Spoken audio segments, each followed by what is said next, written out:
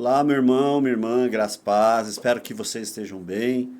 Estamos aí estudando o livro de Apocalipse, com lições valiosas da Escola El. Eu gostaria de falar para você responder os forms, os Google formulários, para que você possa, ao final do ano, quando nós comemorarmos o Dia da Bíblia, em dezembro, segundo domingo de dezembro, nós possamos entregar para você o certificado de término dos cursos. É importante que você possa entender que estamos fazendo aulas bíblicas de relevância e aproveite. E se você puder, encaminhe para uma lista de amigos, para que a palavra de Deus possa ser promovida, para que a Escola El possa alcançar mais pessoas e assim a gente possa continuar o nosso estudo bíblico de Apocalipse. A aula passada nós estudamos o capítulo 4 do Apocalipse. O capítulo 4 vai falar sobre o trono. João é levado ao trono e a pessoa que está no trono é o Deus Pai, invisível, é um Deus que não tem forma, como diz o próprio apóstolo João, nas falas de Jesus, que Deus é espírito. Então, ele vê no centro do universo tanto a pessoa de Deus Pai, como a plenitude da pessoa do Espírito Santo. Já o capítulo 5, esse capítulo é extraordinário. Por que ele é extraordinário? Porque ele é um capítulo que João está vendo a ascensão de Jesus ao céu, retornando à sua posição de autoridade no trono.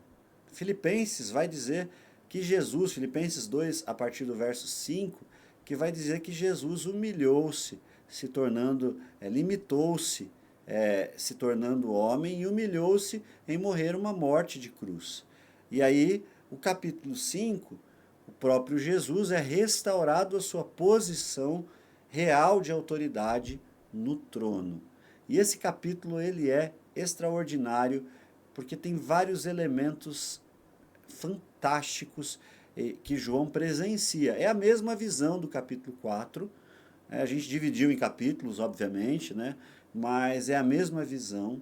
E aí eu vou ler o texto bíblico dessa visão de João, quando ele é levado ao terceiro céu em espírito, conforme a gente estudou lá no capítulo 4. E diz assim o texto bíblico, Apocalipse capítulo 5.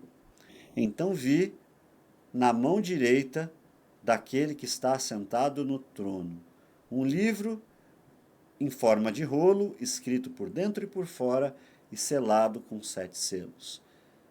Quem está sentado no trono aqui é o Deus Pai, tá? Vi um anjo poderoso proclamando em alta voz: quem é digno de romper os selos e abrir o livro? Contudo, ninguém no céu, nem na terra, nem debaixo da terra era capaz de abrir o livro, nem de olhar para ele. Eu chorava muito, porque ninguém foi achado digno de abrir o livro e nem de olhar para ele. Então um dos anciãos me disse: não chore, eis que o leão da tribo de Judá, a raiz de Davi, venceu para abrir o livro e os seus 7 selos. Depois, eis que vi no centro do trono, cercado pelas 4 criaturas viventes e pelos anciãos, um cordeiro em pé, como se tivesse sido morto.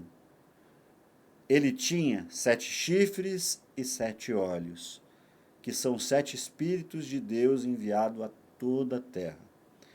Ele se aproximou e recebeu o livro da mão direita daquele que estava sentado no trono. Ao recebê-lo, as 4 criaturas viventes e os 24 anciãos prostraram-se diante do cordeiro. Cada um deles tinha uma harpa e taças de ouro cheias de incenso, que são as orações dos santos. E eles cantavam um cântico novo. Tu és digno de receber o livro e abrir os selos, pois foste morto, e com teu sangue compraste para Deus gente de toda tribo, língua, povo e nação. Tu os constituíste reino e sacerdote para o nosso Deus, e eles reinarão sobre a terra. Então olhei e ouvi uma voz como de muitos anjos, milhares, de milhões e milhões, e eles rodeavam o trono, bem como as criaturas viventes e os anciãos, e cantavam em alta voz: Digno é o Cordeiro que foi morto, de receber poder, riqueza, sabedoria, força, honra, glória e louvor. Depois ouvi todas as criaturas existentes no céu, na terra, debaixo da terra e no mar, e tudo que neles há, que diziam: Ao que está sentado no trono e ao Cordeiro, sejam o louvor, a honra, a glória, o poder pelos séculos dos séculos. As quatro criaturas viventes disseram: Amém. E os anciãos prostraram-se e os adoraram. Vamos orar? Amado Deus e Pai, no nome de Jesus, obrigado pela tua palavra e que o Senhor fale a nós por meio dela, no nome de Jesus. Amém e amém. Quando nós olhamos, meus irmãos, para esse texto, nós podemos ver muitas lições mesmo. Quando a gente olha para o texto bíblico, esse texto nós precisamos entender várias coisas. Eu já vou abarcar o texto inteiro, no todo. Mas eu quero falar um pouquinho de que alguns autores disseram. O Russell Shedd, quando escreveu sobre esse texto, ele disse o seguinte: o livro selado representa o plano redentor e soberano de Deus para a história da humanidade. O Cordeiro, Cristo, crucificado e ressuscitado, é o único digno de revelar e cumprir esse plano. ênfase na centralidade da cruz e na adoração cristocêntrica. O Apocalipse 5 mostra a história está sob o controle de Cristo. Isso é o que diz Russell Shedd. Bom, diante disso a gente vai olhar um pouquinho para o capítulo 5. Esse capítulo 5 é um capítulo interessante e importante para a gente entender o próprio livro de Apocalipse em si. O capítulo 5 ele é importantíssimo para a gente entender bem um pouco dos próximos capítulos. Essa é uma transição do Cristo que morreu e ressuscitou. E ele retorna à sua posição celestial, à sua posição de triunfo, de glória, de poder, sem limitações alguma. Porque em forma humana ele se limitou, né? Ele se tornou o homem. E aqui ele retorna ao centro do universo, ao comando central do universo. O universo ele é regido por leis que estão no trono. Então a pessoa do Deus Pai está no trono, a pessoa do Deus Filho também está no trono e a pessoa do Deus Espírito. Então elas comandam o universo. A plenitude da pessoa divina, por meio da Trindade, está refletida no capítulo 5. Só que o capítulo 5 mostra algo que nós precisamos entender. Muitas pessoas vão dizer: a gente está vivendo agora os últimos dias, nós estamos vivendo agora a tribulação.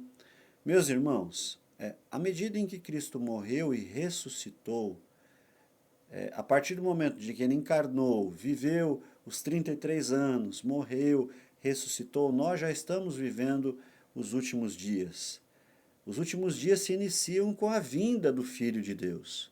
Então, todo esse período é um período em que a igreja, é o tempo da igreja após a ascensão de Cristo. Ele no trono, governando, e a igreja na terra, anunciando, vivendo o seu propósito. Então, já vivemos os últimos dias desde essa época. É muito errado dizer que os últimos dias começam agora. Na verdade, Hebreus vai dizer claramente que os últimos dias começam com o Filho. Nesses últimos dias, falou-nos por meio do Filho. Essa palavra, últimos dias, é escatom. Então, os últimos dias acontecem com a morte. É vida, morte, ressurreição e ascensão aos céus. E aqui no capítulo 5 ele volta ao seu lugar comum, que é o trono, é o centro do universo, onde todas as grandes tomadas de decisão que sustentam todo o universo acontecem. E aí o texto João ele fala assim: então eu vi na mão direita daquele que estava sentado no trono um livro em forma de rolo, escrito por dentro e por fora, com 7 selos. Aqui ele está fazendo menção ao Deus Pai. E ele está falando de um livro fechado, na mão direita, na mão forte. Ou seja, o tempo dessa história, o início desse escatom, desses últimos dias, o conteúdo desses últimos dias só podem ser abertos por uma pessoa. E o texto vai dizer que ninguém na terra, no céu, nem debaixo da terra, foi achado digno de abrir o livro. E João, nesse momento, chora copiosamente, porque não tinha ninguém digno de abrir o livro dos últimos dias. E o ancião encosta nele e fala, olha, fique tranquilo. E aí ele fala sobre Jesus, não chore. Eis que o leão da tribo de Judá, aquela profecia de Números, que alguém da tribo de Judá, né? Alguém da tribo de Judá, o próprio leão, ou seja, o valente da tribo de Judá, Jesus, viria, e aí ele vai falar outra característica de Jesus, o raiz de Davi, ou seja, descendente de Davi. Ele fez o quê? Ele venceu para abrir o livro e os seus 7 selos. Ou seja, o que ele está querendo dizer aí? Ele está dizendo que Jesus, o vencer, está no tetelestai, ele venceu a morte, ali, ele morreu pelos nossos pecados, e depois ele foi ao terceiro dia ressuscitado pelo poder do Espírito, e ele levantou, saiu do sepulcro, viveu mais 40 dias entre os seus discípulos e subiu. E quando ele subiu, ele tomou seu lugar de direito para abrir os 7 selos. Então esse livro significa o quê? Esse livro sim significa, esse livro de 7 selos, ele mostra a história, desde a ascensão de Jesus até a sua volta. Quem podia abrir os selos, o livro dos últimos dias?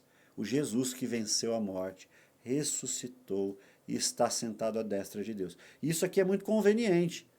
Pensar que o início do fim dos dias foi aberto pela morte, ressurreição de Jesus, e ele, depois que venceu a morte, venceu o inferno, venceu o diabo, ele sobe em posição de autoridade para estabelecer os últimos dias.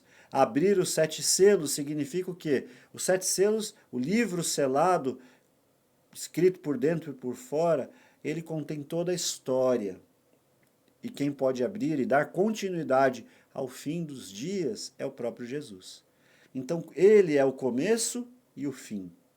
Nele está toda... Agora, quando ele recebe da mão direita do Pai esse livro, ele está recebendo todo o domínio. E aí o texto vai dizer, e depois disso, eis que vi no centro do trono. Olha lá, no centro, posição de destaque. Jesus exercendo e assumindo a sua própria posição. Cercado pelas criaturas viventes e pelos anciãos, um cordeiro em pé como se tivesse sido morto. E aqui é importante. João está vendo o Cordeiro de Deus que tira o pecado do mundo. As marcas da crucificação, né? As marcas na mão, né? As feridas ainda estão lá. Jesus, ele ainda mantém os traços do sofrimento para nos salvar. No céu, no trono, ressurreto, com corpo espiritual, ele ainda mostra os traços do amor que ele tem por mim e por você. Então, no trono, ele vê um cordeiro como tendo sido morto. Ou seja, Jesus ainda no céu mantém traços do que sofreu por mim e por você. E ele tinha, essa é uma linguagem apocalíptica, e a gente tem que ver o que significa, e ele tinha 7 chifres e 7 olhos, que são os 7 Espíritos de Deus enviados a toda a terra. 7 chifres. O chifre, no mundo hebraico, ele significa poder. Então, os 7 chifres, ele tem todo o poder. O chifre, no mundo hebraico, quando um rei era ungido, o profeta que ungia o rei, ele pegava um chifre, enchia de azeite e derramava, simbolizando o derramar do Espírito Santo, dando poder, autoridade a esse. Então, os 7 chifres é que Jesus tem todo o poder e autoridade. E ele diz isso antes de subir. Eis que me foi dado todo o poder e autoridade. Então, vão e façam discípulo. Então, Jesus recebe o que ele sempre teve. Ele está de volta ao protagonismo do centro do universo. E ali, os 7 espíritos de Deus enviados a toda a terra é a pessoa do Deus onipresente, ou seja, o Deus que está em todos os lugares ao mesmo tempo. Quando Jesus esteve morto, ele não podia estar em todos os lugares ao mesmo tempo. Ele se limitou, mas aqui não. Aqui ele está em todos os lugares, a onipresença, um Deus que está presente em todos os lugares. Aqui, importante, não como as religiões animistas, dizendo que tudo é Deus. Não é isso. A árvore não é Deus, a árvore é um ser criado, né? As matas não são deuses, são seres criados. As cachoeiras não são deuses, os rios, os animais não são deuses. Mas Deus está em todos os lugares. Conscientemente, ele pode estar em todos os lugares. Isso se chama onipresença, onisciência. Ele vê tudo. Ele vê o que acontece, o que não acontece, o que está no coração do homem, as coisas que não foram proferidas pelo homem, ele sabe tudo. E o texto está dizendo, olha, ele está restituído de tudo que ele se limitou enquanto encarnou para nos salvar. E aí o texto vai dizer, ele se aproximou e recebeu o livro da mão direita daquele que estava sentado no trono. Ou seja, aqui ele pega o livro dos últimos dias. E a gente vai ver isso no capítulo 6. Quando ele abre os selos, ele está abrindo o conteúdo do que ia acontecer em toda a história, desde sua subida, a ascensão ao céu, até a sua volta, até a sua descida do céu, em poder e grande glória. Então, o conteúdo desse livro, os 7 selos, na verdade, representam um período em que muitas coisas acontecem ao mesmo tempo. Então, ele recebe o poder para abrir os selos. Ao receber, as criaturas viventes, os 24 anciãos, se prostram diante do Cordeiro. Ou seja, a adoração que os tronos, esses anjos que cercam o trono, que a Bíblia vai chamá-los de trono, os tronos, eles se dobram, ou seja, os 24 anciãos, esse conselho que fica no céu, no centro do céu, e os 4 serafins, os 4 seres viventes, eles se prostram diante de Jesus, mostrando que ele merece toda a honra e toda a adoração. E cada um deles tinha taças de ouro cheias de incenso, que são as orações dos santos. Aqui é muito importante dizer, nós estamos diante de uma autoridade celestial máxima, maior do que todos os reis da terra, que ouve aquilo que nós oramos. A gente pode estar passando por todas as situações difíceis, mas Deus, na pessoa de Jesus, ouve as orações. E foi dado a ele um cálice com todas as orações, as minhas e as suas. Por isso eu quero dizer, vale a pena orar.